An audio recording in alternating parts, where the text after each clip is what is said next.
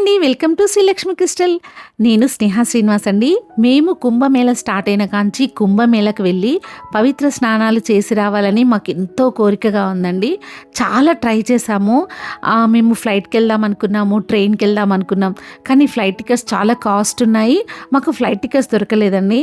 మేము ట్రైన్కి వెళ్దాం అనుకున్నాం, ట్రైన్లు కూడా చాలా రష్గా ఉంది. ఎలా వెళ్ళాలి అని చాలా టెన్షన్ పడ్డాము.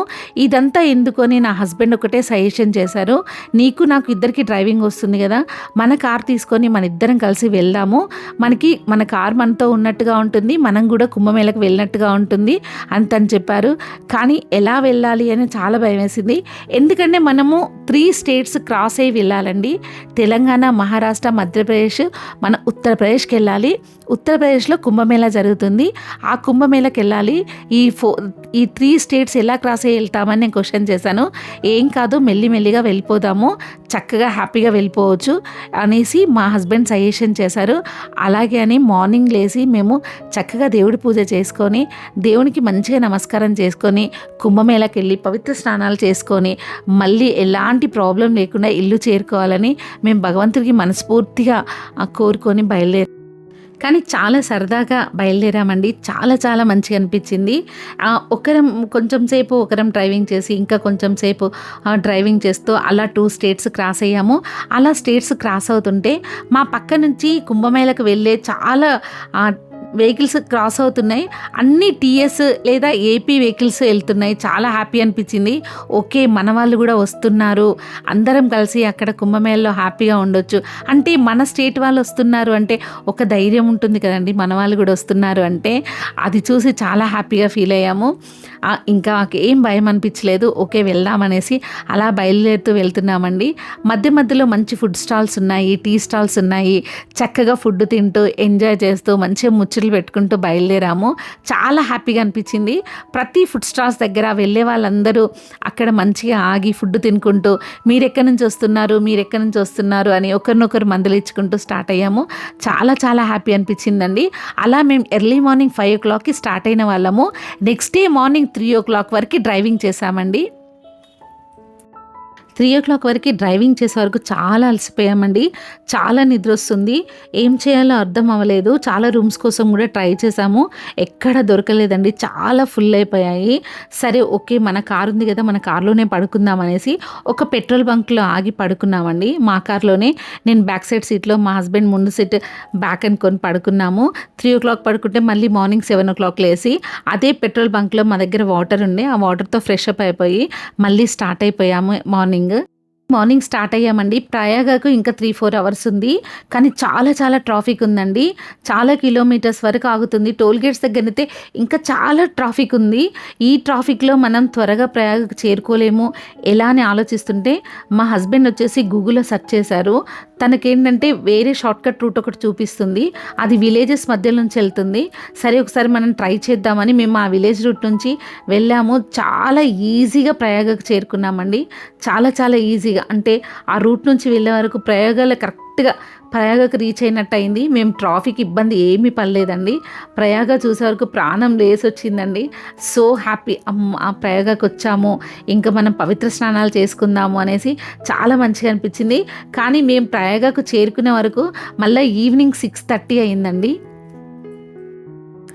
చూడండి, మేము ప్రయాగకు చేరుకున్నాం. చాలా చాలా సంతోషంగా ఉంది. మేము అరేల్ ఘాట్కి వెళ్దామని ఇంట్లో నుంచి అనుకొని వచ్చామండి. ఎందుకంటే అరేల్ ఘాట్లో ఎక్కువ జనాలు లేరు, చాలా నీట్గా ఉంది. అక్కడ బోట్స్ కూడా మనకి దొరుకుతున్నాయి. మేము ఒకటే అనుకున్నామండి, మేము ఏదో మనము పవిత్ర స్నానాలకు వెళ్ళి గంగానది ఒడ్డున స్నానం చేసి వద్దాం అనుకోలేదు. మేము కరెక్ట్గా త్రివేణి సంగమం దగ్గరలోనే కంపల్సరీ స్నానాలు చేయాలనుకున్నాము. ఆ సంఘంలోనే స్నానాలు చేసి రావాలి అనుకున్నాము. సరే అని ప్రయాగలో ఎంటర్ అయ్యాము. కానీ ప్రయాగలో కూడా చాలా ట్రాఫిక్ ఉందండి.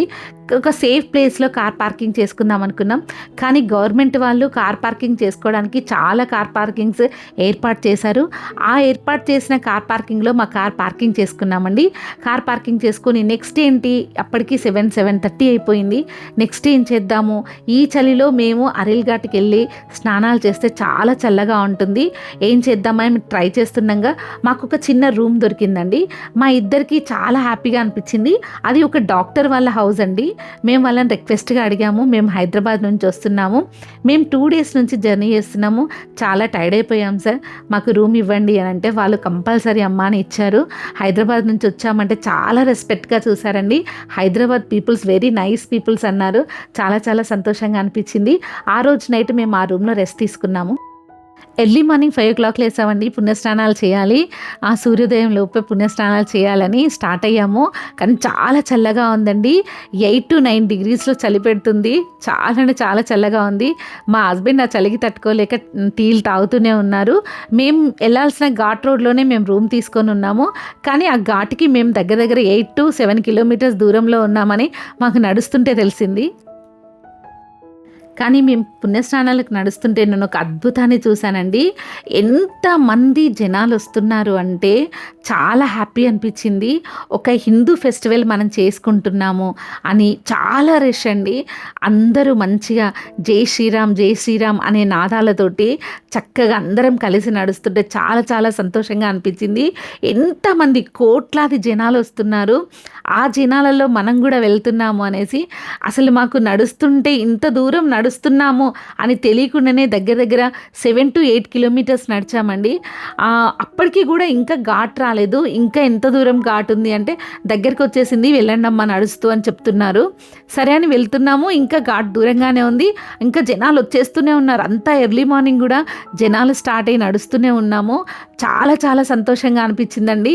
మాకు అక్కడ జనాలను చూస్తే రియల్గా చెప్తున్నాను చాలా హ్యాపీ అనిపించింది. ఎందుకంటే ఇంత పెద్ద జనాలున్న సమూహాన్ని నేను ఇదేనండి ఫస్ట్ టైం చూడడం. ఎన్ని కోట్ల మంది జనాలు, ఎంతమంది అసలు ఎంతమంది ఈ పుణ్యస్నానాలు చేయడానికి వస్తున్నారు.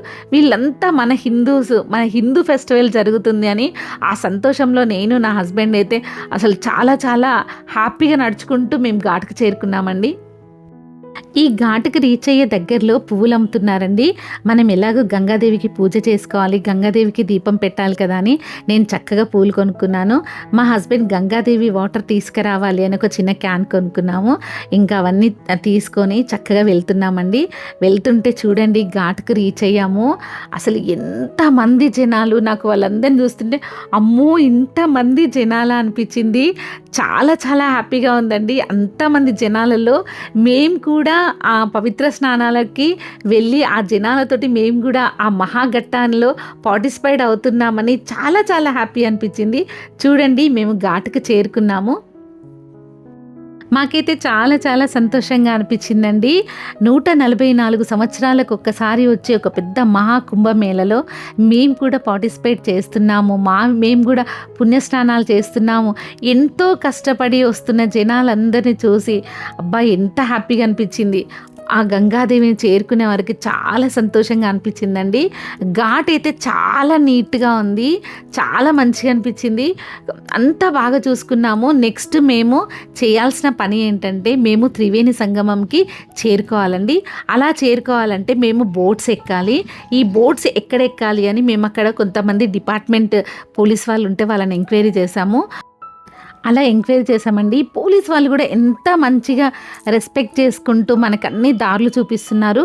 ఇంకా ముందుకు వెళ్ళండి అమ్మా, అక్కడ బోట్స్ అని రాసుంటుంది, అక్కడ మీరు బోట్ తీసుకోవచ్చు అని చెప్పారు. చాలా దూరం ఉందండి, చాలా పెద్ద ప్లేస్, చాలా నీట్గా ఉంది. చాలా వీడియోస్ చూశానండి, చాలా రాంగ్గా చెప్తున్నారు, నీట్గా లేదు, చాలా జనాలు ఉన్నారు, చీటింగ్ జరుగుతుంది, చాలా ఎక్స్పెన్సివ్ అంటే చాలా కాస్ట్ తీసుకుంటున్నారు అని అన్నారు. నాకైతే ఏం అనిపించలేదండి. మేము పువ్వులు తీసుకున్నాము, కొంతవరకు షాపింగ్ చేసాము, సేమ్ టైమ్ మేము క్యాన్ తీసుకున్నాము, అట్లా అంతా తీసుకున్నాము. మాకైతే ఎక్కడ ఎక్స్పెన్సివ్ అయితే ఏం అనిపించలేదండి. డిపార్ట్మెంట్ వాళ్ళు కూడా అంటే మనం నార్మల్ పీపుల్స్ని అడగడం కన్నా డిపార్ట్మెంట్ వాళ్ళని అడిగితే బాగుంటుంది కదా అని పోలీస్ వాళ్ళని అడిగామండి. వాళ్ళు చాలా రెస్పెక్టబుల్గా పలానా చోటుకి వెళ్ళండి, పలానా చోట్ల బాగుంటుంది, అక్కడైతే మీకు బోట్స్ దొరుకుతాయని చాలా చక్కగా ఆన్సర్ చెప్తున్నారు. చాలా సంతోషంగా అనిపించింది. మరి మిగతా వాళ్ళు అలా ఎందుకు వీడియోస్ చేస్తున్నారో మాకు తెలియదు. మేము అలా నడుస్తూ వెళ్తుంటే మాకొకతను ఎదురయ్యాడండి. ఎదురై "మేడం మీకు బోట్ కావాలా?" అని అడిగాడు. అవునండి మేము బోట్ కావాలి అని అడిగాము. తనన్నాడు "మిమ్మల్ని సెపరేట్‌గా ఎక్కించుకొని వెళ్తామండి. మిమ్మల్ని త్రివేణి సంగమం దగ్గర తీసుకెళ్ళి అక్కడ స్నానాలు చేపించుకొని మళ్ళీ తిరిగి తీసుకొస్తాము" అని చెప్పారు. అంటే సెపరేట్ అంటే చాలా కాస్ట్ అవుతుంది కదా అనుకున్నాము. తను ఒక కాస్ట్ చెప్పారండి. కానీ కొంచెం ఎక్కువగా అనిపించింది. మాకు సెపరేట్ అంటే అంత కాస్ట్ పెట్టలేమండి. మా బడ్జెట్ అది కాదు అని చెప్పాము. చెప్పి మేము వెళ్తుంటే మళ్ళీ "లేదు మేడం చెప్పండి, మీరు కూడా ఒక కాస్ట్ చెప్పండి, మీరు కూడా ఎంత అనుకుంటున్నారో చెప్పండి" అని చెప్పాడండి. చెప్తే మేము ఎంత ఇవ్వగలుగుతామో అది చెప్పామండి. చెప్తే "మేడం మేము మీకే సపరేట్‌గా తీసుకెళ్తాం కదా, అంతలో రాదండి" అంటే "లేదండి మాది కూడా అంత బడ్జెట్ కాదు" అని మేము చెప్పాము. వాళ్ళు క్లియర్‌గా చెప్పాము. చెప్తే "సరే మేడం రండి తీసుకెళ్తామని" తీసుకెళ్లారు. చాలా చాలా సంతోషంగా అనిపించింది. అలా తను మమ్మల్ని వాళ్ళ బోట్ దగ్గర తీసుకెళ్లారండి. చాలా చాలా సంతోషంగా అనిపించింది. మేము అనుకున్న బడ్జెట్‌లో మాకే ఒక సెపరేట్ బోట్ దొరికిందనేసి హ్యాపీగా ఫీల్ అయ్యాము. చాలా సంతోషంగా ఉందండి. ఆ పవిత్రమైన గంగా నది, యమునా నది కలిసే తీరంలో మేము చక్కగా ఆ బోట్‌లో వెళ్తుంటే అసలు మా సంతోషానికి అసలు చెప్పలేం, మాటలు రావట్లేదండి. అంత సంతోషంగా ఉంది. చాలా చాలా హ్యాపీగా ఫీల్ అయ్యాము. మేము ప్రయాగరాజ్‌కి వచ్చాము. మేము చక్కగా త్రివేణి సంగమం దగ్గరికి వెళ్ళేసి మేము పవిత్ర స్నానాలు చేస్తున్నామని చాలా సంతోషంగా ఉంది. నా హస్బెండ్ నేనైతే చాలా హ్యాపీగా ఫీల్ అయ్యాము. కానీ బోట్ వాళ్ళని చాలా అప్రిషియేట్ చేయాలండి. వాళ్ళు ఎంత రెస్పాన్సిబిలిటీగా తీసుకుంటున్నారంటే "మేడం మీరు అట్లా పట్టుకోకండి, సైడ్కి వెళ్ళకండి, చాలా జాగ్రత్తగా కూర్చోండి, మేము జాగ్రత్తగా తీసుకెళ్తాం మిమ్మల్ని" అనేసి "ఏం భయపడకండి" అని వాళ్ళు చెప్తూ చక్కగా తీసుకెళ్తున్నారు. చూడండి మేము త్రివేణి సంగమం దగ్గరికి రీచ్ అయ్యాము. అసలు ఎంత హ్యాపీగా ఉంది అంటే మేము చాలా సంతోషంగా స్నానాలు చేసామండి. అసలు అక్కడ పుణ్యస్నానాలు చేస్తుంటే అసలు ఏమవుతుంది ఆ సంతోషంలో మేము అసలు ఎంత హ్యాపీగా ఉందంటే అంత హ్యాపీగా ఉంది. కానీ త్రివేణి సంగమంలో ఎప్పుడైతే మేము స్నానాలు చేసామో మాకు ఎంత పాజిటివ్ వైబ్స్ అంటే అండి చాలా పాజిటివ్గా ఉంది. ఏదో బాడీలో నుంచి ఒక భారం అంతా దిగిపోయి చాలా రీఫ్రెష్ అయిపోయినట్టు మన ఆరా కానీ మన మైండ్ కానీ ఇవన్నీ కూడా రీఫ్రెష్ అయిపోయినట్టు అనిపించింది. హరహర మహాదేవ శంభో శంకర అని అక్కడ చక్కగా స్నానాలు పూర్తి చేసుకొని అక్కడ చేయాల్సుకున్న పూజలు కూడా కంప్లీట్ చేసుకొని అవన్నీ మేము చేస్తుంటే కూడా ఆ బోట్ వాళ్ళు చక్కగా వెయిట్ చేశారండి. చక్కగా మేము డ్రెస్ మార్చుకోవడానికి కూడా చక్కగా రూమ్స్ చూపించారు. అక్కడికి వెళ్ళి మేము డ్రెస్సెస్ మార్చుకొని చక్కగా పూజ కార్యక్రమాలన్నీ కంప్లీట్ చేసుకొని మమ్మల్ని మళ్ళీ తీసుకొచ్చేసి ఇక్కడ ఘాట్ దగ్గర వదిలేశారండి. చాలా చాలా సంతోషం అనిపించింది. చూసారండి ఎంతమంది జనాలు, ఎన్ని బోట్స్ ప్రయాణాలు చేస్తున్నాయి.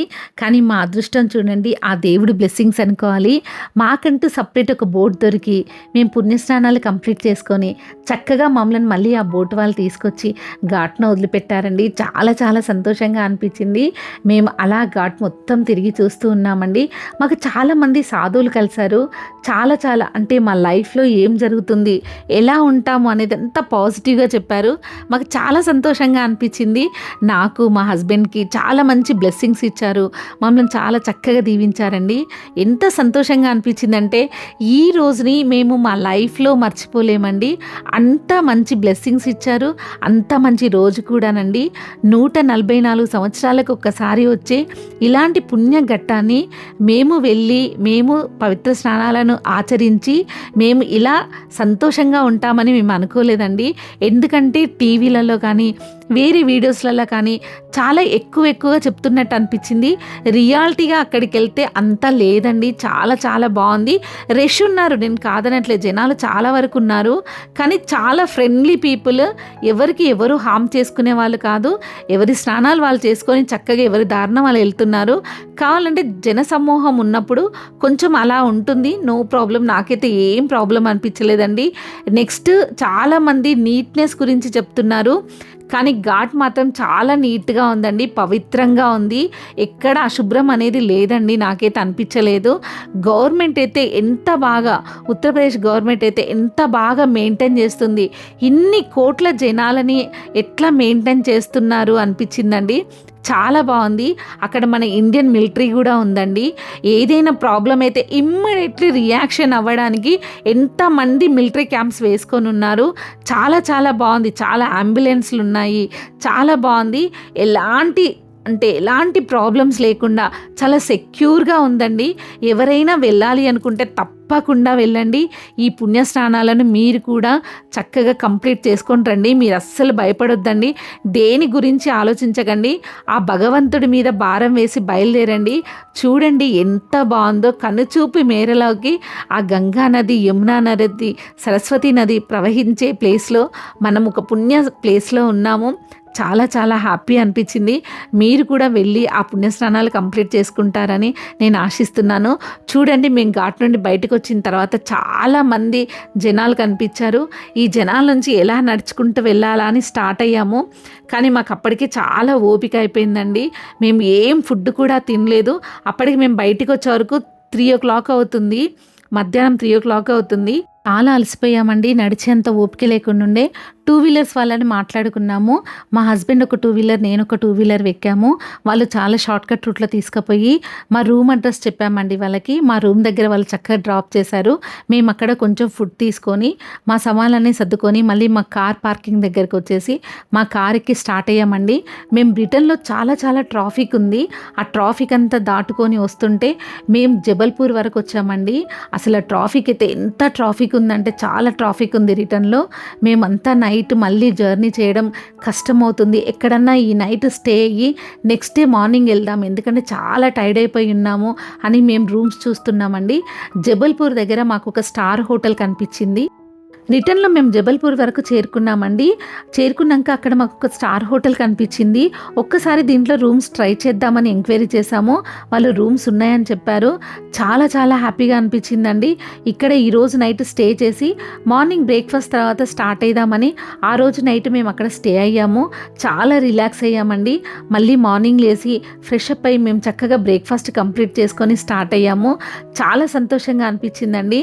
చాలా త్వరగా వెళ్ళి త్వరగా రీచ్ అయిపోయి చక్కగా పుణ్యస్నానాలు కంప్లీట్ చేసుకొని చాలా సుఖంగా మేము రిటర్న్ వస్తున్నట్టు అనిపించింది. చాలా ఈజీగా అనిపించింది.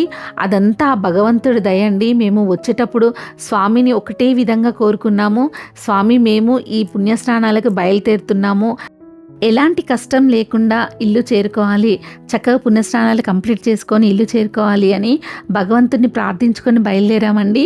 మాకు సేమ్ అలాగే జరిగింది.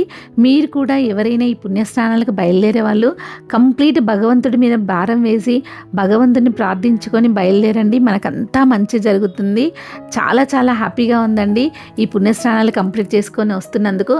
మనం హిందూగా పుట్టినందుకు మనం ప్రతి ఒక్క హిందూ అక్కడికి వెళ్ళేసి పుణ్యస్నానాలు కంప్లీట్ చేసుకొని రావాలని నేను మనస్ఫూర్తిగా కోరుకుంటున్నాను. ఎందుకంటే ఇది 144 సంవత్సరాలకు వచ్చే మహాకుంభమేళా అండి. ఈ కుంభమేళా ఎవ్వరూ మిస్ అవ్వకూడదండి.